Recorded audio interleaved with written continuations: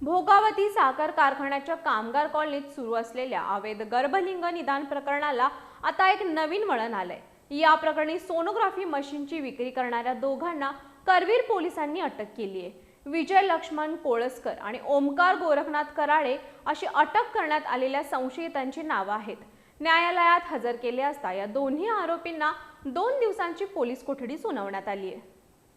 या प्रकरणातील तपासादरम्यान समोर आले आहे की कोळसकर आणि कराळे यांनी 2 वर्षांपूर्वी बेळगावमधील एका डॉक्टरकडून तब्बल 8 लाख रुपयांना 2 सोनोग्राफी मशीन्स खरेदी केल्या होत्या। त्यानंतर त्यांनी या मशीन्स पूर्वी अटक झालेल्या महेश पाटील याला विकल्या होत्या। सुमारे 1.5 वर्षांपूर्वी जेव्हा महेश पाटीलवर पहिली कारवाई झाली तेव्हा त्याने पोलिसांना केवळ एकच मशीन स्वाधीन करून दुसरे मशीन मित्राकडे लपवून ठेवले होते। जामिनावर बाहेर येताच त्यानं पुन्हा त्याच लपवलेल्या मशीनच्या सहाय्याने अवैध गर्भलिंग निदानाचा काळा व्यवसाय सुरू केला होता। पोलिसांच्या सखोल चौकशीत हा सर्व प्रकार उघडकीला आला।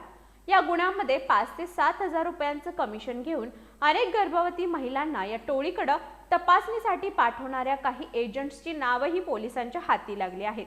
हे एजंट सध्या पोलिसांच्या रडारवर असून लवकरच त्यांना ताब्यात घेऊन चौकशी केली जाणार आहे। तसंच बेळगावमधील ज्या डॉक्टरकडून ही मशीन्स खरेदी करण्यात आली होती त्याचा शोध पोलीस निरीक्षक रवींद्र कळमकर यांच्या मार्गदर्शनाखाली वेगाने सुरू आहे।